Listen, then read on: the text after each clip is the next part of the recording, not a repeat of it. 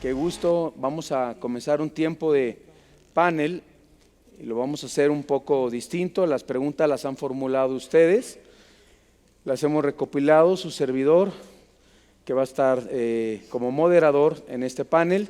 Y bueno, antes de comenzar, queremos presentar a nuestros panelistas. A mi derecha tenemos al pastor Martín Maldonado, que desde el año 1985 está sirviendo a Dios de tiempo completo. Actualmente forma parte del equipo de pastores de Vida Nueva para el Mundo, encargado también de la iglesia Vida Nueva para el Mundo Norte y algunas otras también congregaciones, pero la iglesia madre que es esta. Tenemos también a mi derecha Josué Jiménez, que es pastor también desde hace 22 años, grupo de pastores del Ministerio Vida Nueva para el Mundo, y sirviendo en la iglesia del sur de la Ciudad de México, junto también con otros pastores, supervisando también más iglesias de Vida Nueva para el Mundo. A mi izquierda tengo a mi padre, es de casa, lo conocemos su ministerio, director, fundador de Vida Nueva para el Mundo, pastor principal de las congregaciones Vida Nueva para el Mundo, conferencista internacional, y bueno, sus programas podemos nosotros verlos en más de 50 países alrededor del mundo. Y vamos a hacer una...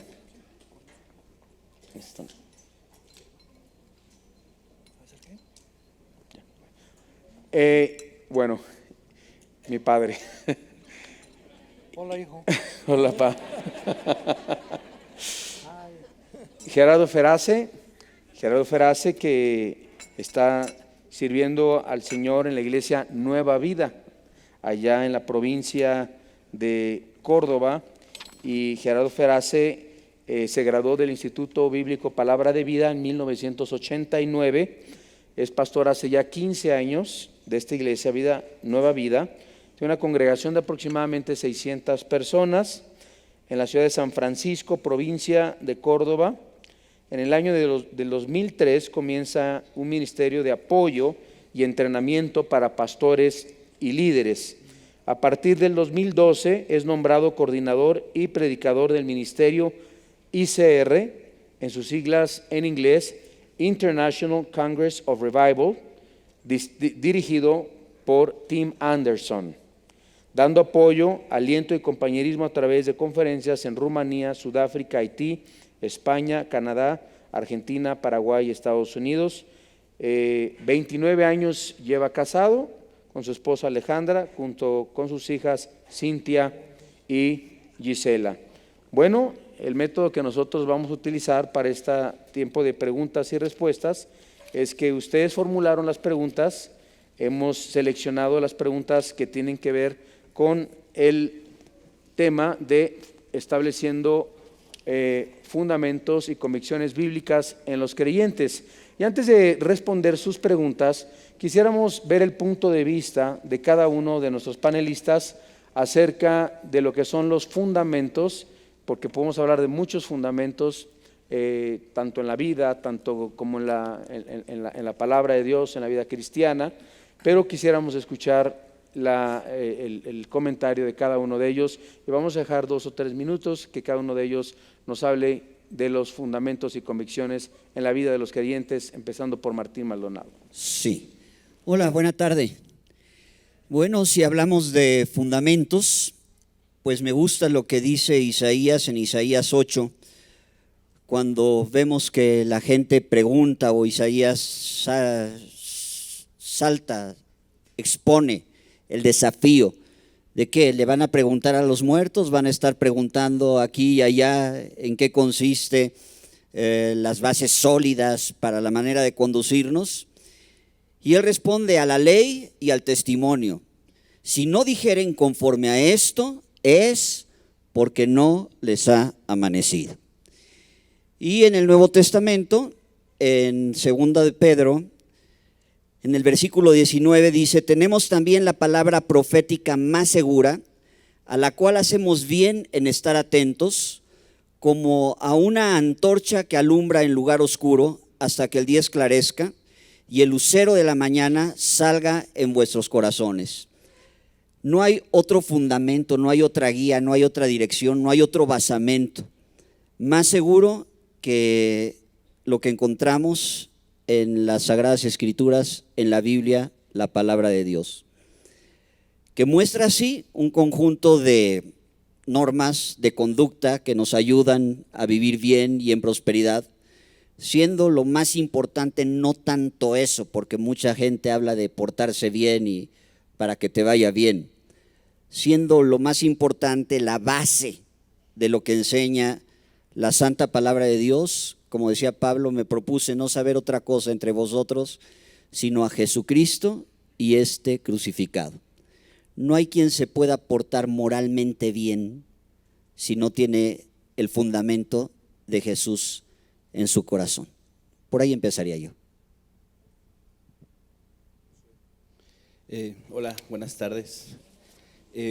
Quizá esta temática es una de las, creo que, más relevantes que la iglesia debe considerar, porque vivimos un tiempo en el cual en este mundo llamado postmoderno, el problema no es creer, sino el problema es en qué creer.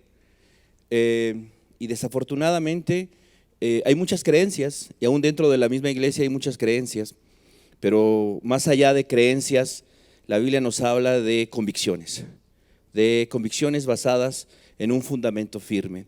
Si recordamos el capítulo 8 del Evangelio de Juan, en cierta ocasión Jesús hablaba con los judíos y dice ahí el texto que le hablaba a los judíos que habían creído en él. Sin embargo, a pesar de que de manera intelectual y de una forma u otra, habían aceptado las palabras de Jesús y habían reconocido lo que Jesús decía.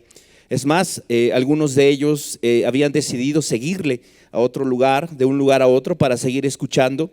En cierta forma, ese creer les llevó a simpatizar con el mensaje.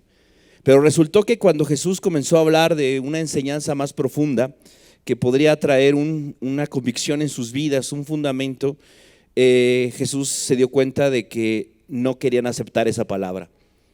Y les dijo: ustedes, mi palabra no encuentra cabida en vosotros. ¿Por qué? Porque simple y sencillamente sois de otra persona, le pertenecéis al diablo. Y esto es algo tremendo. ¿Por qué? Porque dentro de una iglesia podemos tener mucha gente, o podemos haber muchos que creemos, pero ¿cuántos de los que creemos tenemos convicciones? Ese es el punto importante, ¿no? Dice el libro de los Salmos que sin el fundamento, ¿qué es lo que le acontecerá al justo? ¿O qué hará el justo, no? Y la iglesia ha sido comisionada por Dios. Ahí en la segunda carta de Timoteo, Pablo le dice: sabes, necesito que sepas cómo comportarte, cómo guiarte, necesito que conozcas el fundamento. ¿Por qué?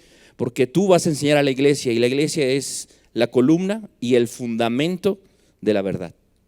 Así que como iglesia necesitamos conocer estos fundamentos, saber lo que Dios dice en su palabra realmente acerca de todo esto, para poder tener vidas de convicciones, no solo de creencias, sino de convicciones.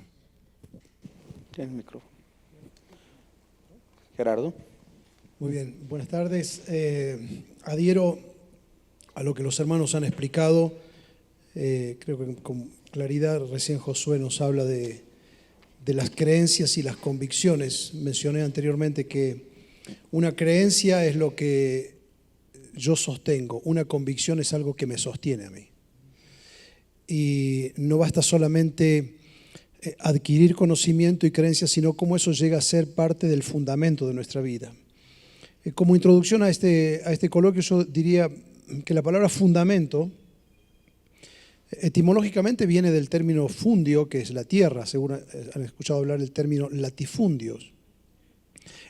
En esencia, el fundamento es la parte más importante de cualquier construcción. Por eso Jesús, cuando termina el Sermón del Monte, hace un llamado claro que no deja dos opciones. Él dice: en la vida puede haber solamente dos fundamentos. Y lo ilustró con una parábola que todos conocemos, la parábola de los dos fundamentos. Y no importa lo que construyas, si está construido sobre un fundamento que no es sólido, en los momentos de crisis, en los momentos de dificultades, todo lo que hayas construido se va a venir al suelo. El construir sobre un fundamento sólido no te inmuniza contra las tormentas. Jesús ahí dijo que a las 2 casas llegaron las tormentas, pero el hombre sabio pudo ver que su proyecto había sido sostenible, había podido perdurar y había sobrevivido a las tormentas porque tenía un buen fundamento y estaba fundado en la roca. Y él dijo de esta manera: cualquiera, es decir, que es un término inclusivo, no deja afuera a nadie, que oye mis palabras, pero hace algo más, no solamente las oye, sino que las pone en práctica. Y esa es la conclusión del Sermón del Monte, que es la cumbre de los principios éticos. El vuelo ético del Sermón del Monte y las demandas son tan altas que ha llevado a mucha gente a decir: bueno, pero esto no es para nosotros. Esto es difícil de cumplir. Para Jesús, sus palabras son realizables. Él no las enseña simplemente para dejarnos un marco teórico para la vida, sino que sus palabras tienen el desafío de ser cumplidas en la vida. Y entonces él dice: el que oye mis palabras y las hace, le voy a comparar a un hombre que edificó con un fundamento correcto. Edificó sobre la roca. Por eso volvemos a lo que ya nuestros hermanos, los pastores, han dicho: debemos fundamentarnos en la palabra de Dios, en un mundo que se ha vuelto tan voluble, donde no hay sostenimiento sólido, como decía C.S. Lewis, que donde el hombre está con ambos pies firmemente parado en el aire. Necesitamos recordar que como iglesia somos columna y baluarte de la verdad, y esa verdad debe ser proclamada, y no hay verdad fuera de la palabra de Dios, y es nuestro llamado a construir entonces la vida, las creencias y las convicciones en la palabra de Dios. Doctor Armando. Cuando leemos las cartas de los apóstoles en el Nuevo Testamento, vemos un sobreénfasis en la palabra doctrina. La primera de Timoteo 1:3 comienza Pablo: te rogué, Timoteo, que te quedaras en Éfeso para que mandaras que nadie enseñe diferente doctrina. O sea, el primer mandamiento que le da Pablo a Timoteo es, la palabra doctrina significa enseñanza, es un sinónimo. Entonces lo que se necesita más que nada del cristiano es enseñarle las doctrinas. Y hace muchos años que un misionero que fue mi tutor espiritual me lo dijo: el libro de Romanos es la constitución del cristianismo, porque se encuentran las principales enseñanzas o doctrinas de lo que es el cristianismo, y todo pastor necesita enseñar el libro de Romanos. Si tú estás en alguna iglesia donde el libro romano no ha sido enseñado, no has entendido la doctrina del pecado, de la universalidad del pecado, de la justificación por la fe, de la diferencia entre las obras y la ley, el Espíritu Santo, la importancia que Dios no ha abandonado a Israel, porque hay una teología ahorita famosa que es la del reemplazo, de que ya Israel está a un lado y la iglesia tomó el lugar de Israel y ya Dios no tiene nada que ver con Israel. Pero los capítulos 9, 10 y 11 Romanos enseñan lo contrario, que Dios no ha acabado con Israel.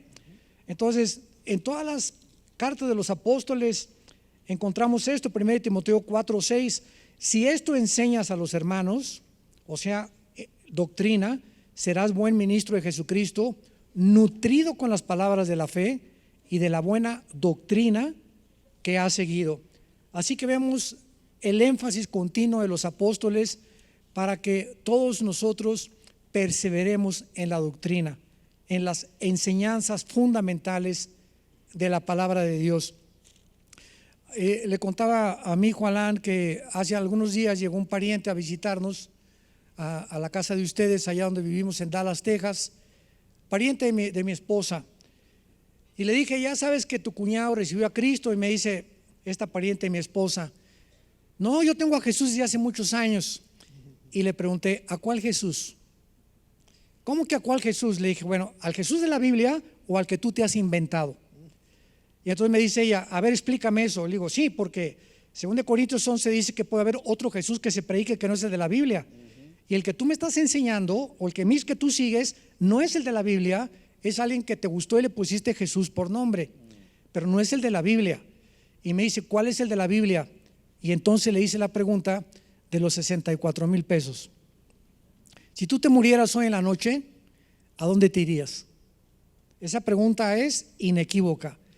Y se quedó pensando, bueno, no ha sido tan mala, pues no sé. Realmente le dije, ya ves que ese Jesús no es, porque el Jesús de la Biblia nos vino a dar vida eterna.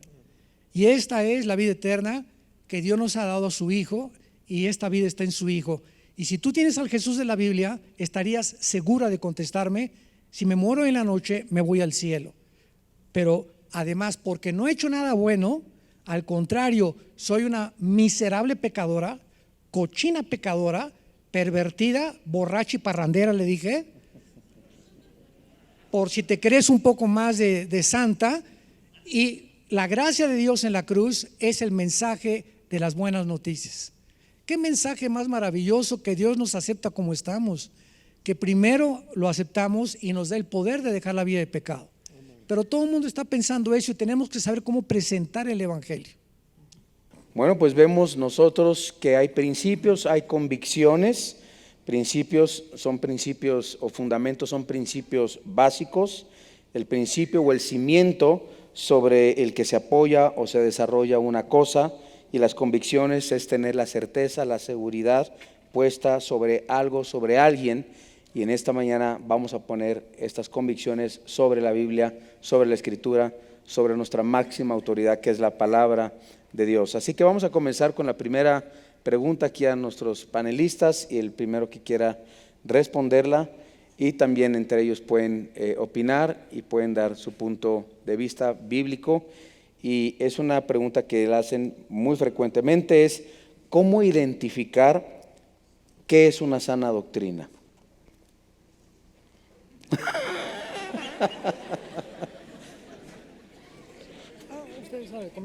Ustedes saben que muchas denominaciones creen tener la sana doctrina. Bueno, ¿Qué es una sana doctrina? yo creo que lo más fácil para identificar qué es una sana doctrina es aquella que está fundada en la palabra de Dios, pero interpretada por la misma palabra de Dios sin sacarla del contexto en el que se encuentra dentro de la palabra de Dios. Pueden hacer que la Biblia diga casi lo que quiera, pero eso no sería sano, aunque tú dices, oye, pero está escrito en la Biblia. Sí, pero tiene que concordar con toda la armonía de la santa palabra de Dios. Entonces, si no está fundado y respaldado por la misma palabra, ya no sería sana. Sería doctrina, pero no sana. ¿Quiere alguien añadir? Hay algo que Pablo siempre enfatizó, y de hecho ahí en la carta a los Corintios, cuando hablaba del Evangelio, que decía él, en esto tenemos que perseverar, y si no solo recibir la palabra, creer en la palabra, sino perseverar en ella, retenerla. ¿Por qué? Porque si no, creímos en vano. Y una característica de esa expresión de sana doctrina es que produce verdaderamente lo que Dios quiere que produzca. El efecto de la doctrina, de la sana doctrina, produce una vida cerca de Dios. Dice el apóstol Pablo también que este es el fundamento: Dios conoce a los que son suyos, apártese de iniquidad todo el que invoca el nombre de Jesús. Entonces ese es el efecto, ¿no? El efecto de la sana doctrina no solamente es pensar tengo una teología correcta, sino mi vida va en ese sentido y en esta dirección, está funcionando para llevarme a la estatura de varón perfecto, formarme día tras día, vez tras vez, a la imagen de Jesucristo. Entonces, la sana doctrina es una teología correcta, creo yo, una teología que está pegada al fundamento escritural, al fundamento de los apóstoles. Históricamente hablando, la iglesia ha mantenido en ciertos momentos, en ciertos lapsos, esa sana doctrina, es histórica y además tiene un efecto positivo en la vida del creyente para formarlo a la imagen de Jesucristo. Yo no añado nada más. Lo que ustedes han dicho para mí es excelente. enfatizaría lo que Josué has dicho, me parece, bueno, ambos conceptos son los fundamentos de esto, ¿no? El apego a la Escritura que sea acorde a la enseñanza de toda la Escritura, y el sostenimiento histórico que esa doctrina ha tenido, porque hoy lo que tenemos son modas doctrinales. Que no se sostienen en el tiempo, digamos, sale la moda de la guerra espiritual y parece que toda la espiritualidad pasa por la guerra espiritual, después toda la espiritualidad pasaba por la adoración, después toda la espiritualidad pasaba por la doble unción, por la bendición de Toronto, y termina esa moda y empieza otra nueva.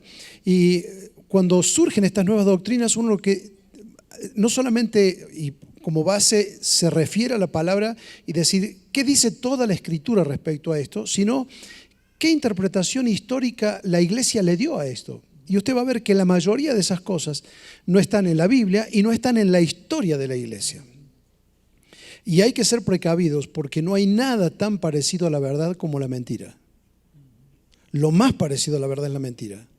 Entonces es importante que conozcamos la palabra para saber qué es doctrina sana y qué es simplemente una moda doctrinal.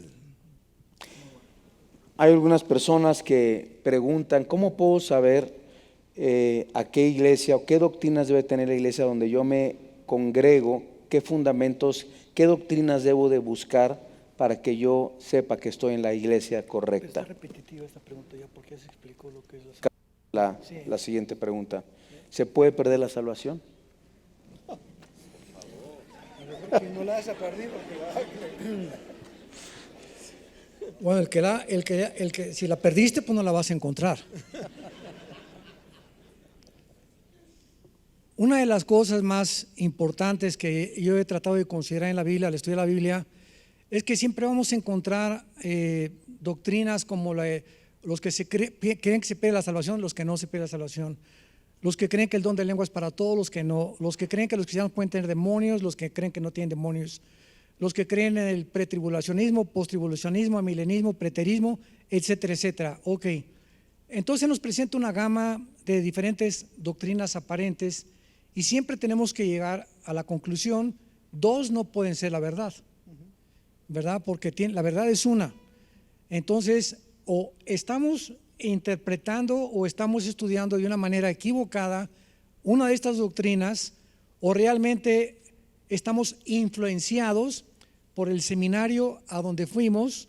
Por ejemplo, si tú vas a un seminario pentecostal, asambleas de Dios, te van a poner énfasis en los dones espirituales. Si vas a un seminario bautista, te van a poner énfasis en el evangelismo. Si vas a un seminario presbiteriano, el énfasis es en la teología de la reforma, amilenismo, etcétera, etcétera.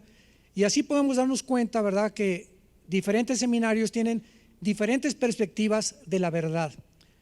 Yo cuando me convertí con un seminario bautista, con un pastor misionero bautista. Después me fui a la sierra. Cuando regresé, unos misioneros presbiterianos me comenzaron a discipular. Después fui a una iglesia pentecostal, Asambleas de Dios en Acapulco. Después regresé a una bautista y me di cuenta después de viajar, cuando estaba en la asociación de Luis Palau, de que las doctrinas históricas no las podíamos cambiar. Yo no podía cambiar lo que ellos creían. Me di cuenta, ¿verdad?, que todos somos hermanos y queremos decirles, ¿verdad?, que no importa la denominación que tengas, si crees en las doctrinas esenciales de la Biblia, eres mi hermano en Jesucristo. Y no hay tal cosa que seamos mejores los bautistas o Vida Nueva o Amistad Cristiana. Todos somos hermanos y formamos parte del cuerpo de Cristo. Pero si tú crees que se pierde la salvación, hay solo 5 pasajes en el Nuevo Testamento que aparentan que se pierde la salvación, como el de Hebreos capítulo 5, Apocalipsis capítulo 3, que los que venzan no serán borrados del libro de la vida, etcétera, etcétera. Y cuando tú estudias estos pasajes de una forma profunda, te das cuenta que contra estos 5 pasajes hay más de 175 pasajes que enseñan que no se pierde la salvación. O sea, cuando ponemos en la balanza doctrinas, nos damos cuál tiene más peso que otra doctrina. Entonces descubrimos que muchas cosas que hemos aprendido no nos las enseñaron como las deberíamos haber aprendido, porque somos imperfectos, somos seres humanos y no nos vamos a pelear por eso. Pero nosotros tratamos de enseñar, ¿verdad?, lo que realmente creemos que es la sana doctrina, porque si la salvación se perdiera, entonces no se ganó por obras, y si no se ganó por obras, no habrá ninguna mala obra tampoco que nos haga perder la salvación. Y dice la Biblia que eso es vida temporal, vida eterna. Y esta eternidad, el momento que entra Cristo, ya dice Efesios 2, ya estamos con Él sentados con Él en la gloria. Posicionalmente ya estamos santos y sin mancha delante de Él. Experimentalmente, que es la santidad progresiva, nos damos cuenta que todavía pecamos, que hay muchas imperfecciones, pero esa salvación le pertenece a Dios. Imaginémonos que nos la hubiera dejado Dios, pues te doy la salvación, pero si te portas bien, la mantienes. Ninguno la podría mantener. Somos sostenidos por su poder. Está claro. Bueno, yo sí quisiera agregar que uno de los principales argumentos de los que sostienen que se puede perder la salvación es la responsabilidad de vivir en santidad. Y no podemos divorciar una cosa de la otra. Qué bueno que tenemos vida y vida eterna, no por nuestros méritos, por los méritos de Jesús en la cruz del Calvario. Dice Hebreos que por un sacrificio perfecto. Lo hizo Jesús en nuestro lugar. Pero no hay que, como decimos aquí, dormirnos en nuestros laureles. Es decir, como ya soy salvo, pues comamos y bebamos, que mañana moriremos, y el destrampe, no hay tal cosa. Porque el que es santo, santifíquese todavía. Quiere decir que en nuestra salvación vamos a procurar vivir una vida santa, vivir conforme a la voluntad de Dios, con la certeza de que esa salvación no se pierde porque fue por los méritos de Cristo, pero esto en ninguna manera diluye nuestra responsabilidad como hijos de Dios de vivir una vida que agrade al Señor. Yo quiero agregar algo muy importante, porque es la que más me han mostrado a mí, la de que si será borrado tu nombre del libro de la vida. Miren, los que traigan su Biblia, porque es una de las que más usan, y vean ustedes qué fácil es de contrarrestar esta enseñanza. Dice en el capítulo 3 del libro del Apocalipsis,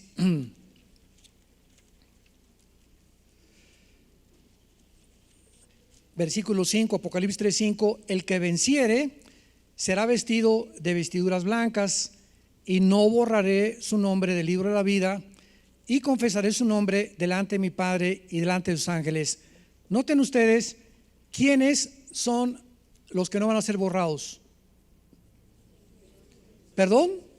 Los que vencieren, ¿verdad? Muy bien, nada más retrocede 2 libros hacia atrás a 1 de Juan 5 y veamos a ver quiénes son los vencedores. 1 de Juan 5, 4 y 5. Todo lo que es nacido de Dios, no oigo, vence al mundo, y esta es la victoria que ha vencido al mundo, nuestra fe. ¿Quién es el que vence al mundo sino el que cree que Jesús es el Hijo de Dios?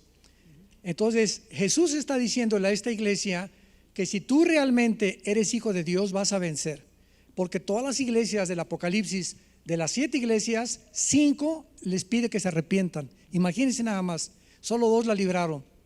Entonces en este mensaje Jesucristo está estableciendo claramente que nosotros nos vamos a distinguir. Si somos hijos de Dios, vamos a caer, vamos a tener problemas. Hay tiempos, ¿verdad?, que vamos a pasar a valles de sombras y de muerte oscuros. A veces que nos viene la depresión, pero finalmente Dios al que ama disciplina. Y si tú eres hijo de Dios, mira, te trae de la oreja de regreso Dios. Pero si tú dices que ya tiene 2 años tirado el hermano y que salió de la iglesia, es porque no era hijo, porque era bastardo, nunca fue hijo. Porque si un hijo cae en pecado, Dios lo disciplina o comete el pecado de muerte que hiciste a casa antes de tiempo.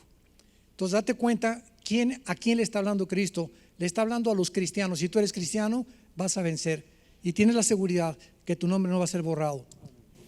¿Te das color? Muy bien.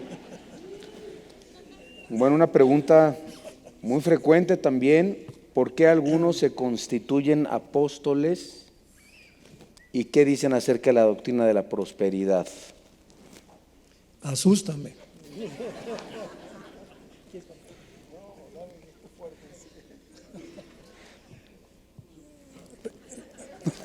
¿Le entro yo primero? ¿Sí? Sí, ¿Me van a respaldar? sí. Bueno, si nosotros hoy en la tarde que hablemos de la historia de la iglesia, vamos a comprobar muchas cosas que estamos aquí hablando. Cuando vemos la historia de la iglesia, al morir los apóstoles, tomaron el lugar los que se conocen como los padres de la iglesia. Y estos padres de la iglesia se encargaron principalmente de defender, se llamaron casi todos los apologistas, porque tenían la responsabilidad durante los primeros siglos de la vida cristiana defender la palabra, y nunca, jamás, después de que muere Juan, que fue el último apóstol, jamás ninguno se llamó apóstol. Y así han pasado 2000 años de la historia del cristianismo sin que nadie se haya atrevido a autoadjudicarse el nombre o el título de apóstol. Quiero decirles que ahora ya no son apóstolos, son querubines. Estoy hablando en serio, ahora un viaje me reservo, ya no son apóstoles, ya se hicieron querubines. Bueno, que Dios los bendiga. Y otros príncipes. Entonces, históricamente, ¿verdad? Esto es una tontería. ¿Cuándo comenzó este movimiento de la apostolitis o de la titulitis, como dice Samuel Pérez Millo, otro teólogo muy renombrado, muy amado por nosotros? En el año 2001, un pastor en California, no sé si tú estás enterado, llegó una que se llamaba Profeta y le puso las manos a este pastor. Así fue la historia del apostolado. Y le dijo: tú vas a ser el presidente de la Coalición Apostólica Internacional. Y entonces este pastor comenzó a vender títulos en $250 para ser apóstoles. Y se juntaron en Centroamérica, me reservo el nombre de la nación y de la iglesia, se juntaron como 55 pastores para autonombrarse en un estadio apóstoles y decir que ellos ahora tenían el liderazgo sobre los pastores. O sea, se elevaban a un nivel más que los pastores. Entonces, de ahí en adelante vemos nosotros que por todos lados le presento al apóstol o al hermano profeta, y yo siempre le digo: mira, ¿cómo te llamas? Juan Sánchez. Pues tu libro no está aquí en el Apocalipsis. En la Nueva Jerusalén están los nombres de los apóstoles y no apareces tú. Y las condiciones para ser apóstoles eran haber estado en el bautismo de Cristo hasta la ascensión de Cristo. Pablo, que fue el único que no pudo estar con esas condiciones, se llamaba el último y era el abortivo. Así se autocalificó Pablo. ¿Y cómo termina el mensaje de Éfeso? Has probado a los que se dicen ser apóstoles y no lo son. Ya Cristo había ascendido, ya estaba resucitado. Juan vio el Apocalipsis y los últimos apóstoles tenían la responsabilidad de vigilar que ya nadie se autonombrara apóstol. Entonces, esto forma parte de la apostasía que estamos viviendo. Qué ganas de llamarse apóstoles, ¿verdad? Nuestro título es siervos inútiles, es lo que somos todos. Esclavos de Cristo Jesús. Así es, Gerardo. Sí, claro que sí, un aplauso, por eso es la verdad.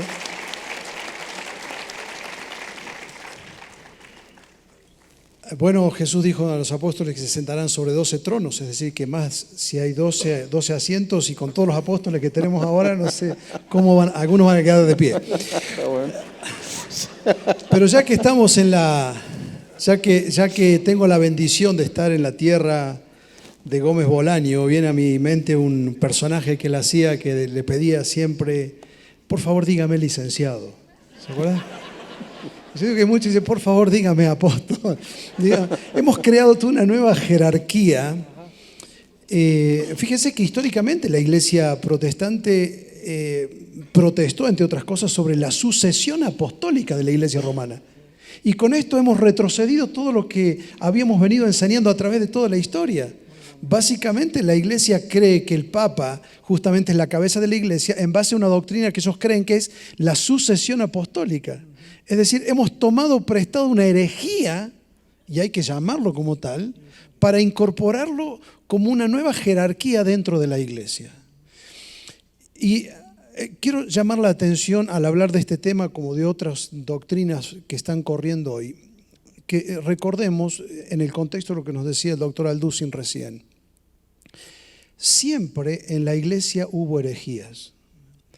Creo que es el único, estamos viviendo, presten atención a esto, es el único momento que estamos viviendo de la historia donde no hay herejías en la iglesia. Digo, ¿por qué se hicieron los credos? Porque cuando surgían herejías, por ejemplo, el concilio de Nicea, el año 325, cuando se confrontan las herejías de Arrio, se hacía un documento que era un credo para decir, bueno, esto es lo que dice la palabra de Dios y esto que se enseña fuera de la palabra de Dios es una herejía. Históricamente la iglesia reconoció las herejías, pero a partir del siglo XX hemos entrado en un momento en el que no hay herejías. Digamos, sale alguien vendiendo cualquier doctrina, como la teología de la prosperidad, que no es teología, o la doctrina de esta nueva apostolitis o de la nueva unción, y nadie se anima a decir es una herejía. Sí, bueno, es una nueva interpretación, es una nueva corriente. ¿Has escuchado esto? Es una nueva corriente. Y necesitamos decir claramente que es herejía. El problema es que hoy nadie se atreve a decir esto es una herejía. Quiero hacer una mención de honor, y no porque está aquí presente el doctor Alducin, se lo he dicho a su hijo un día viendo un programa de televisión en una cadena televisiva que se ve en todo el continente. Escuchaba en un panel que hablaban y hacían preguntas, y le hicieron preguntas al doctor Alducin sobre esto. Y cuando yo le escuché cómo él contestó y apuntó a la herejía, digo, a este hermano no lo van a dejar más predicar. Y veo que sigue predicando. Entonces, Dios respalda a los que predican y dicen, esto es una herejía, dígalo con libertad, es una herejía.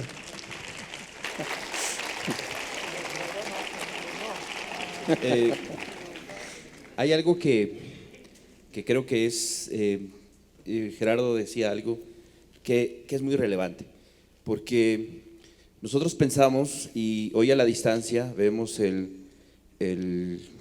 concilio de Nicea, vemos muchos otros, ¿no? El de Dort, el de Westminster.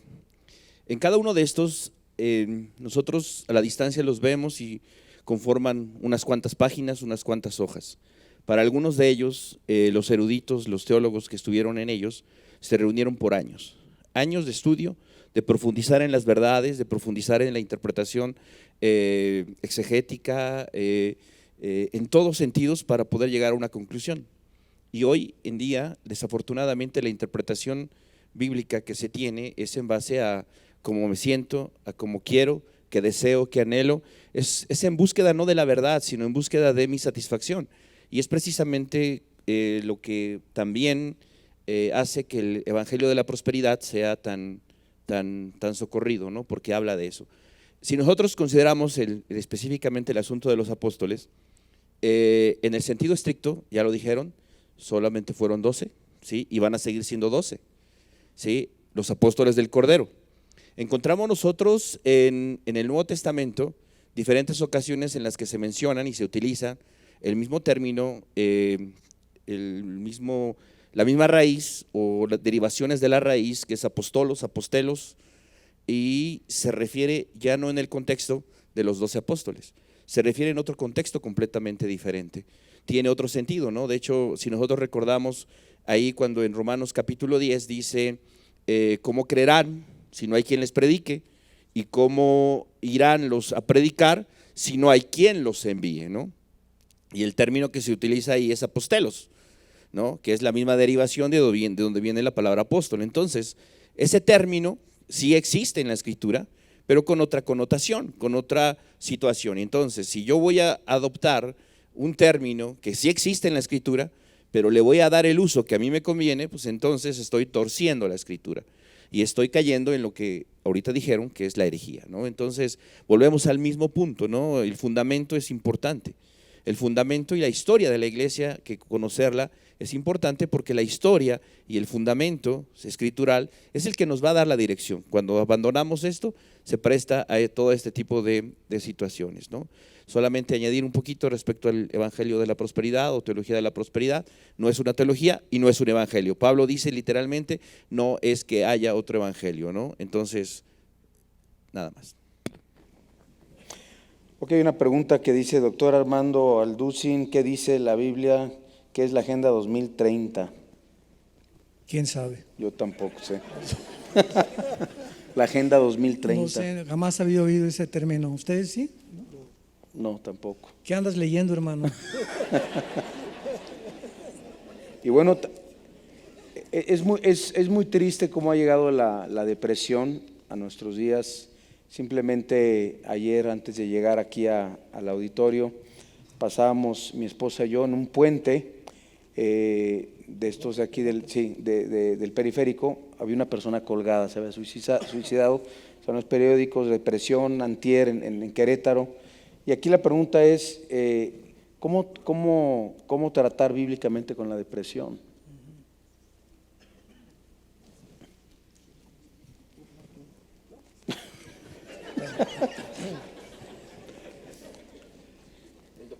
Como seres humanos, todos nosotros estamos susceptibles a todas las emociones, a deprimirnos, ¿verdad?, a estar ansiosos, etcétera, etcétera. Pero como dice Efesios 4, enójate, pero no se ponga el sol sobre tu enojo. Viene la depresión, somos seres humanos, no somos robots, no somos querubines, pero no permitas que un estado depresivo se mantenga más de 24 horas en tu vida, o 2 o 3 días, porque entonces ahí abrimos puertas ya al enemigo. Entonces la depresión, ¿verdad?, es una actitud del cerebro donde tú estás hundiéndote y formándote una imagen oscura de la que el diablo te está diciendo que ya no vas a salir, ya no te vas a volver a casar, no eres bueno para esto, para aquello, ya no me va a dar trabajo, y comenzamos a creer la mentira. Y no recordamos que Jesús nos dice: no temas, estoy contigo todos los días, nunca te dejaré, nunca te abandonaré. Y cuando tenemos esa comunión que mencionamos con el Señor todos los días y nos aferramos a estas promesas, es con lo que podemos combatir la depresión. No se afanen por nada, dice el Señor Jesucristo. Es una orden, está en imperativo en el original. No se afanen por nada. Y ahorita saben ustedes cuál es la principal enfermedad del mundo, de acuerdo a la clínica Mayo en Rochester y al Hospital Hopkins en Estados Unidos. Se pusieron de acuerdo estas dos clínicas médicas para coincidir en que el problema número 1 en el siglo XXI, mental y físico de los seres humanos, es el estrés. El estrés es la enfermedad del siglo XXI. Impresionante. El otro día leía un libro de Max Lucado que escribió sobre la ansiedad, buenísimo, se los recomiendo. Y dice Max Lucado, es escritor, vive en San Antonio, Texas: ¿a qué le podemos atribuir la depresión o el estado de ansiedad de los nuevos, de ustedes los jóvenes milenios que nos visitan? Y él lo atribuye, este pastor que es muy leído, ¿verdad?, y con mucha sabiduría, lo atribuye a que la tecnología moderna nos ha propiciado un iPhone donde estamos enterados de bombas nucleares, el peso cayó, el petróleo cayó, etcétera, etcétera, en menos de 10, 15 segundos. Y hace 30, 40 años, ¿verdad?, no estábamos enterados, mataron a alguien y hasta los 5 días nos enteramos que han matado a alguien. Y ahora estamos atentos a todo lo que está pasando, y esto produce ansiedad. Esto produce ansiedad. Y agrégale a las pastillas tranquilizantes, a las drogas que hay, entonces el ser humano está hundido en una espiral de depresión en el siglo XXI. Y la medicina es: por nada estén afanados, sean conocidas tus peticiones con oración, ruego y súplica. Y la paz de Dios, que es algo sobrenatural, cuando alguien está deprimido es porque el archivero que tenemos aquí, la A está en la F está en la H está en la Z, tu mente está desordenada. Entonces, cuando hay desorden aquí en la mente, vienen las enfermedades mentales también, porque la depresión se convierte en algo más grave, en algo más crónico, si tú lo permites que te siga gobernando. Y esa paz de Dios nos comienza a poner en orden los pensamientos, porque Él se da cuenta que creemos y confiamos en Él. Y es algo sobrenatural que se apodera en nuestra mente y guardará nuestros pensamientos y nuestro corazón en Cristo Jesús. Muy buena respuesta acerca de la depresión. ¿Hay alguna otra Gracias opinión? a Dios. Sí, Okay. no tiene nada que ver la depresión con la santidad de la persona o su comunión con el Señor. Yo conozco en la Biblia 2 personas bien santas, una el profeta Elías, la otra Ana, la mamá de Samuel. y los dos en su tiempo llegaron a tal grado de tristeza que prefirieron no comer y morirse. El profeta Elías, incluso después de haber tenido una grande victoria sobre los profetas de Baal, haber orado para que lloviera otra vez, o sea, era un hombre de Dios consagrado, vivía cerca de Dios, sin embargo, de carne y hueso. Se entristeció al grado de no comer y morirse. Y en los dos casos, en Primero de Samuel y en el caso de Ana en Primero de Samuel y de el profeta Elías, veo que siempre alguien como que les dio un empujoncito, como que había en quien sostenerse. El esposo de Ana le decía: ¿por qué estás así? ¿Por qué no comes? ¿Y por qué estás tan triste? Elías se deshace de su criado, se tira abajo de un matorral y decide dejarse morir, y ahí al que le llama fue un ángel a Elías. Y en los dos casos me llama la atención que le dijeron que comieran. El esposo le dijo a Ana: come. El ángel le dijo a Elías: come. Y curiosamente, después de que comieron, les llegó el agua al tinaco. Volvieron en sí, y a Elías le alcanzó la comidita para caminar 40 días y 40 noches hasta el silbo delicado que decías, y oír la voz de Dios. Entonces claramente está haciendo referencia a no solo de pan vivirá el hombre, sino de toda palabra que sale de la boca de Dios. Entonces, cuando te sientes bien triste, bien por ti, eres humano, aliméntate de la palabra de Dios, déjate por favor ayudar de la gente que te ama, y si no hay gente ahí a la mano, he aquí yo estoy con vosotros, dice Jesús, todos los días hasta el fin del mundo. Pero que no te ataque el diablo: es que me siento tan triste por tan pecador y tan lejos que vivo del Señor. Sí, a veces seguro sí, pero otras veces es por un contraataque como el que sufrió Elías. Otras veces es de que estás tan cerca del Señor, tuviste una gran victoria, que viene el revire de parte del enemigo. Entonces no te creas que siempre es por estar alejado de Dios. El diablo no necesita pretextos para atacarte. Y si es tu caso que estás bien triste, bueno, recibe hoy de nuestra parte una sacudidita que te diga: come, levántate, porque aunque no quieras, lo siento por ti, un largo camino te resta.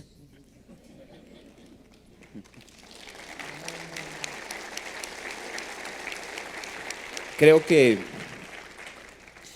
uno de los ejemplos más claros es el que mencionó Martín, el del profeta Elías, ¿no? Y todo lo que ya escuchamos respecto a eso. Yo solo quiero añadir a ese ejemplo, creo que dos aspectos importantes que a veces, en medio, aunado a lo que ya mencionó, vale la pena considerar. El primero, encontramos nosotros que Elías no se enfrentó solamente 400, sino fueron 850 en total. 850, ¿no? Se desgastó, hubo mucho desgaste espiritual, emocional, físico, en todos los sentidos, ¿no? Entonces, pero a veces eso puede ser una distracción para ciertas cosas. ¿Por qué? Porque hay dos cosas que en todo lo que sucedió alrededor de esto, Elías tuvo que retomar. La primero, dice él, el argumento de él es: todos se han apartado de Dios y solo yo he quedado. Él tenía su visión de sí mismo: soy el único, estoy solo, en esto no hay nadie conmigo, soy el único que queda. En el Nuevo Testamento nosotros encontramos que no estaba solo, que no era el único. La respuesta divina dice: me he reservado 7,000 más que no han doblado su rodilla delante de Baal. Entonces, la perspectiva de uno mismo generalmente es un elemento que considerar respecto a cuando alguien cae en depresión. ¿Por qué? Porque cuando alguien está en depresión es por un estado, una mente dividida, ansiedad, mil circunstancias que pueden estar generándole ese estado, pero casi siempre podemos nosotros mirar que la perspectiva de sí mismo es equivocada. La perspectiva de sí mismo no es la correcta, no es la que Dios debería querer. ¿Por qué? Porque pensamos, es que nadie me quiere, es que estoy solo, es que esto. Y sabes, a veces nosotros viéndolo desde un punto de vista humano puedes tener razón, pero desde el punto de vista divino no es correcta la visión que nosotros tenemos de nosotros mismos. Esa es una. Dos, después cuando la visión de Dios a veces también, Elías lo vio y sabía y conocía a Dios y tenía esa perspectiva de Dios poderoso, de un Dios glorioso, y se burlaba de los profetas de Baal y todo aquello. Pero dice la Biblia que después de esto, que él estaba deprimido, vino un viento, vino un fuego, vino un temblor, vino cosas estrepitosas, escandalosas, fuertes e impactantes. Pero la Biblia dice, más Dios no estaba ahí. Y hasta que vino el silbo delicado y apacible, ahí se le apareció Jehová. Y fue cuando habló con él, cuando lo vio, cuando lo escuchó, cuando su perspectiva de Dios y dónde encontrar a Dios cambió. Entonces no estuvo más triste. Ese es el punto, ¿no? O sea, generalmente la depresión, podemos nosotros mirar, tiene que ver con dos aspectos importantes: la visión equivocada que tenemos de nosotros mismos y la visión distorsionada que tenemos de Dios, ¿sí? Hay casos y situaciones que pueden tal vez tener un origen orgánico de química cerebral y cosas por el estilo. Eso es otra historia. Y si alguien está metido en alguna situación esa, bueno, lo que tiene que hacer es buscar ayuda. Bueno, vamos a pasar a otro tema en estas preguntas, y esto tiene que ver un poco con la ideología de género, en lo que estamos viendo nosotros en todo el mundo. El día de antier, 3-4 días, se presentó una iniciativa de ley para los niños trans en México, que quiere ser aprobada, en que los niños puedan adoptar, si pueden ser niñas o niños, o cambiarse el nombre sin consentimiento de los padres. Y quería preguntarte, Gerardo, porque aquí nos hacen varias preguntas, ¿cómo explicarle a un niño acerca de la homosexualidad y todo lo que estamos viviendo, sabiendo que tú tratas mucho con este tema de la ideología de género? ¿Cómo explicarle a un niño? Bueno, yo creo que primero hay que tener en cuenta que la forma de educar sexualmente, la Biblia enseña mucho sobre la educación sexual. El libro de Proverbios es un padre que habla de sexo con el hijo y le advierte de los peligros que corre y de la conducta que debe tener. Entonces, aun cuando el papá y la mamá se abrazan, se besan, están educando sexualmente a su hijo. Le están enseñando lo que es la relación con el sexo opuesto. Entonces, desde el comienzo, la educación no es solamente sentarle y enseñarle las funciones orgánicas o enseñarle las funciones anatómicas. Es todo un proceso. Lo primero que yo recomendaría es no quemar las etapas, porque a veces en vez de educar lo que estamos haciendo es estimular. Hay una etapa en el desarrollo del niño que es lo que se llama en psicología el periodo de latencia, donde el niño se orienta más hacia los deportes, hacia los juegos, y no tiene todavía despertado el interés por el sexo opuesto. Es más, casi que los niños rechazan jugar con las niñas y prefieren jugar con los amiguitos, y empezar a sobreestimular con información sexual en esa etapa es como atropellar un proceso. Por eso yo creo que hay que ser cuidadosos y como padres ir educando en la medida que los hijos van planteando y van preguntando. Entonces, partiría de ahí. Por otro lado, la manera de empezar a enseñarle a un niño es aún desde los juguetes que se les regalan. Ustedes saben que la ideología de género, una de las cosas que se quieren, que se empezó a cuestionar, es que no existan juguetes de niños y juguetes de niñas. Es decir, el niño cuando nace varoncito, el papá le va a regalar una pelota de fútbol, le va a regalar un autito, es decir, ya lo está guiando en una dirección. Bueno, ideología de género y todo el movimiento LGBT dice, no, ya le está imponiendo una conducta sexual. Es normal que un niño, siendo pequeño, aún siendo varoncito, de pronto se ponga los tacos de su madre, por identificación, porque ve, pero eso no quiere decir que tenga una inclinación homosexual. Está en el momento de descubrir, de desarrollar, de aprender. Y creo que es muy importante construir una alta imagen del papá para los hombres. El desdibujamiento de la imagen paterna ha traído esta exacerbación de la homosexualidad. Dejar todo en manos de la madre. La madre es la que forma, la que educa, la que está, la que atiende, la que dialoga, y ha sido una imagen maternal tan alta y una imagen paternal tan desdibujada, una ausencia paterna que ha traído esta crisis en nuestra sociedad y esta exacerbación de la homosexualidad. Entonces yo creo que más que abordar y empezar a enseñar lo que es la homosexualidad, es ayudar a construir una correcta identidad a partir de lo que la persona ya viene marcado en su genitalidad. La genitalidad es la que nos da el camino por el cual nosotros debemos empezar a trabajar. Hoy, sabe que en los libros, bueno, en Argentina ya pasa esto, que le dan a un niño, por ejemplo, en la escuela, ya tenemos metido esto a través del ESI, que es la educación sexual integral, un dibujo y están sin órganos y entonces le dan los pechos o le dan los miembros masculinos y los niños van armando como ellos quieran. Entonces puedes armar un hombre que supuestamente tiene genitales masculinos, pero le puedes poner pechos de mujer y eso para él es la idea de lo que es un hombre. Y entonces dice, el docente no puede atropellar eso y tiene que aceptarlo porque es la concepción del niño. En realidad lo que tenemos que hacer es educar, y hay un principio biológico básico de la medicina, es que la función hace al órgano. No es autopercepción, es biológico. Es decir, los ojos son para mirar, la boca es para comer. Pero si un niño dice, no, yo siento que yo quisiera comer por la nariz, yo me autopercibo de esa manera. Bueno, pero más allá de lo que autopercibes es que tienes una función biológica. La boca no es para, es para comer, la nariz no es para beber. Yo quiero mirar por los oídos. Es una violentación de la función orgánica. La función anal no es para la relación sexual, está diseñada la función a ese órgano para otra función y es una violentación de la función biológica.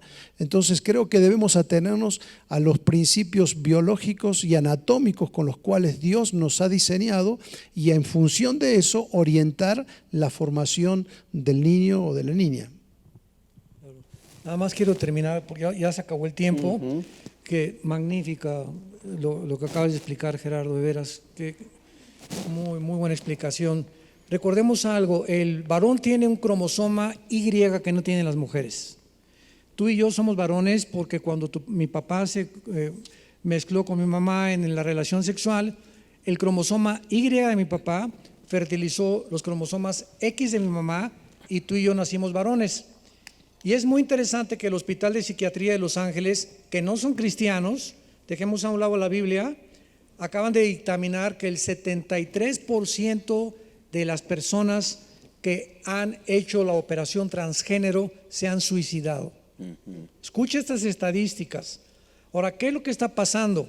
Si mi cromosoma y mi biología y mi genética me están diciendo que soy hombre y Dios me creó hombre, y yo me estoy viendo con otro sexo, algo pasa con mis neuronas que comienza a afectarlas de tal manera que me encierro en una cárcel porque entonces ya no soy hombre ni soy mujer. Y eso es lo que lleva a quitarse la vida, a que pierden, es un robo de nuestra identidad que viene del infierno. Satanás quiere robar tu identidad y quiere hacerte creer que no eres lo que Dios te creó. Es por eso que podemos ver que la ideología de género es un conjunto de ideas anticientíficas, no son científicas, no son bíblicas, son ideologías que han surgido en estas últimas generaciones, donde la Biblia nos hizo varón, dice de la Biblia, varón y hembra, Dios los creó. Y Satanás se va a ir en contra de todos estos fundamentos, en contra de todos estos principios y convicciones. Hemos cerrado este panel y queremos agradecer a cada uno de los panelistas. Muchísimas gracias por acompañarnos en este primer congreso. Como decía mi padre hace rato, estableciendo fundamentos y comisiones bíblicas para los creyentes, para los líderes, para los pastores, para todos los creyentes en general. Damos gracias a Dios, vamos a hacer una oración y voy a pedir a uno de nuestros panelistas si nos quiere dirigir guiándonos en una oración, orando y cerrando esta. Josué, ¿nos quieres? Gerardo, nuestro invitado de honor. Señor, estamos tan agradecidos por dejarnos tu palabra, que es una verdad clara, es una luz que alumbra nuestro camino y en tiempos de tanta confusión es un fundamento sólido sobre el cual podemos fundar nuestra vida, nuestra familia, nuestras decisiones, sobre la cual está fundada tu iglesia. Y gracias te damos, Señor, por tener tu palabra. Ayúdanos a tener un corazón dócil para ser receptivos y obedientes a tu palabra. Señor, bendice cada persona que ha participado aquí. Gracias por cada uno de los pastores, de los panelistas. Gracias por recibir tanta instrucción, consejo, sabiduría. Y ayúdanos a tener un corazón y una voluntad firme a mantener estas convicciones en nuestra vida, defenderlos con nuestra vida y poder ser aquello que tú nos llamaste a ser sal y ser luz en medio de esta generación que está en tinieblas. Señor, gracias por tu pueblo, gracias por cada persona en este lugar y gracias por este tiempo. Te agradecemos en el nombre de Cristo Jesús. Amén. Amén.